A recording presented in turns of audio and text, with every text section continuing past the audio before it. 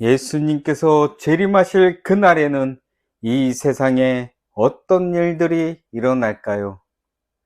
이 질문에 대해서 생각해 보기에 앞서 성경에서 찾아보고 확인해야 하는 내용이 한 가지 있습니다. 그것은 죽음에 대하여 성경은 어떻게 이야기하고 있는가 하는 것입니다. 다음 관련 성경 구절을 꼭 확인해 보시기 바랍니다. 관련 말씀을 보면 알 수 있듯이 성경에선 죽음이란 잠들어 있는 상태라고 표현하고 있습니다. 특히 기록된 말씀 중에 가장 대표적인 말씀은 예수님께서 죽은 나사로의 상태를 그가 잠들었다라고 하신 말씀일 것입니다. 그리고 이 나사로의 이야기가 조금 더 특별한 이유는 예수님께서 나사로의 병들었음을 들으신 후 그곳으로 곧바로 가지 않으시고 계시던 곳에서 이틀을 더 머물렀다 가셨지요.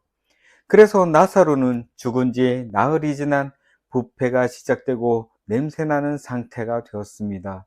이런 나사로에게 나사로야 나오너라 하고 말씀하시니 다시 살아있는 사람으로 부활되었기에 이 기적을 본 모든 사람들이 예수님을 믿었다고 기록되어 있습니다.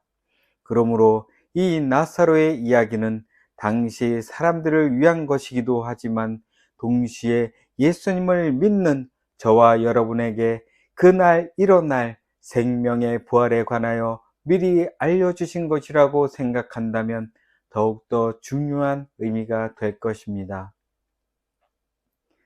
주께서 호령과 천사장의 소리와 하나님의 나팔 소리로 친히 하늘로부터 강림하시리니 그리스도 안에서 죽은 자들이 먼저 일어나고 그 후에 우리 살아남은 자들도 그들과 함께 구름 속으로 끌어올려 공중에서 주를 영접하게 하시리니 그리하여 우리가 항상 주와 함께 있으리라.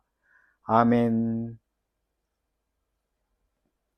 우리는 데살로니가전서 4장에 기록된 말씀처럼 예수님께서 오실 날이 언제인지 정확히 아는 사람은 아무도 없습니다. 다만 예수님께서 약속하신 그 당시보다 2000년이 지난 오늘이 약속하신 그날에 더욱더 가까워졌다는 것은 그 누구도 부인할 수 없을 것입니다. 이런 의미로 오늘 예수님께서 재림하신다면 그것은 예수님을 믿거나 믿지 않는 것과는 상관없이 이 세상에 살아있는 모든 사람들이 동시에 경험하게 될 마지막 상황이기에 과연 이 세상엔 어떤 일들이 일어날지 성경에 기록된 말씀을 근거로 생각해 보려 합니다. 여러분은 예수님을 믿고 하나님의 계명과 예수의 믿음을 지키는 삶을 살아오셨으리라 생각합니다. 그런 저와 여러분이 간절히 소망하는 예수님의 영광을 오늘 보게 된다면 과연 어떤 기분이 들까요? 아마도 십자가의 사랑을 깨닫고 예수님을 나의 구주로 영접한 그날의 기쁨보다 몇 배는 더 큰 기쁨으로 주님을 향해 두 손을 높이 들고 할렐루야를 외치며 온 마음을 다해 찬양을 드릴 것입니다. 이런 가운데 공중에 계신 예수님께서 우레와 같은 소리로 생명책에 기록된 이름들을 잠든 나사로를 부르셨듯이 무덤에서 자고 있는 성도들을 부르실 때 성도들이 다시 살아나는 그 모습을 그때까지 살아있는 저와 여러분은 직접 보게 될 것입니다. 그리고 잠시 후 저와 여러분은 에녹처럼 엘리야처럼 죽음을 경험하지 않고 사도행전 1장에 승천하시던 예수님의 그 모습처럼 부활한 성도들과 함께 우리의 몸도 변하여 공중으로 끌어올려 예수님을 영접할 것이며 이후로 사랑하는 주님과 영원히 함께할 것입니다. 한편 의인들과는 반대로 예수님을 믿지 않고 자신의 죄를 회개하지 않은 죄인들은 죄 있는 몸으로 거룩하신 예수님의 영광을 맞이하게 되는데, 그들은 자신들의 죄로 인하여 거룩하신 예수님의 영광을 똑바로 볼 수가 없고, 피하고 싶지만 피할 수도 없으며, 숨고 싶지만 숨을 곳이 없기에 결국엔 자신의 죄로 인해 고통스러운 죽음을 맞이하게 되는데, 이것은 첫째 사망이며 이것이 끝이 아니라 그들에겐 둘째 사망이 남아 있습니다. 예수님의 약속이 이루어진 오늘을 시작으로 1000년이 지난 후에 아담과 하와 이후부터 예수님께서 재림하실 때 죽었던 죄인들은 변화될 수 없는 몸으로 부활하여 눈을 뜨게 됩니다. 주위를 보니 바닷가의 모래알처럼 수많은 사람들이 좀비와 같은 모습으로 한 곳을 향해 가는데, 그곳을 바라보니 거룩한 성 새 예루살렘이 보이고, 어디선가 거룩한 성 새 예루살렘을 빼앗자 라는 소리로 부활한 죄인들을 유혹할 것입니다.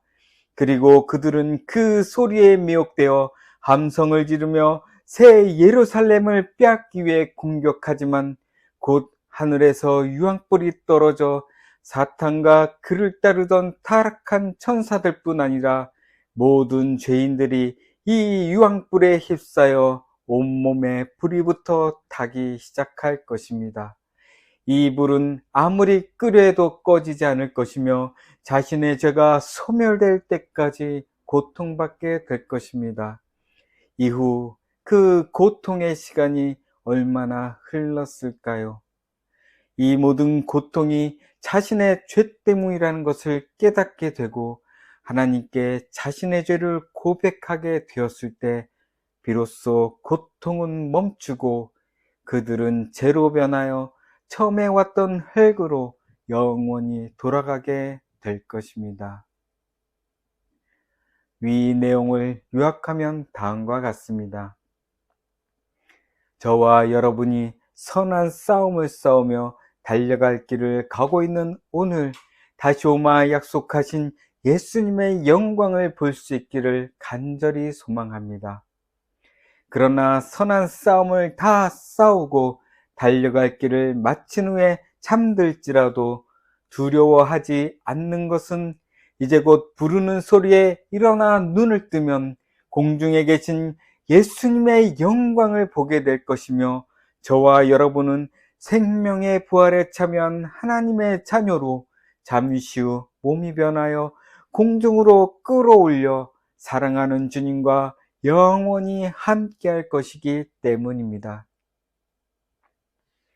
그러나 예수님을 믿지 않고 자신의 죄를 회개하지 않은 죄인들이 두려워해야 하는 것은, 부르는 소리에 일어나 눈을 뜨면 거룩한 성 새 예루살렘이 보일 것이며, 이것은 심판의 부활로 하나님께서 이제 곧 유황불로 이 세상에 있는 모든 죄를 소멸하실 때, 안타깝지만 죄인으로 부활한 사람들은 자신에게 남아있는 죄로 인하여 죄와 같이 소멸될 것이기 때문입니다.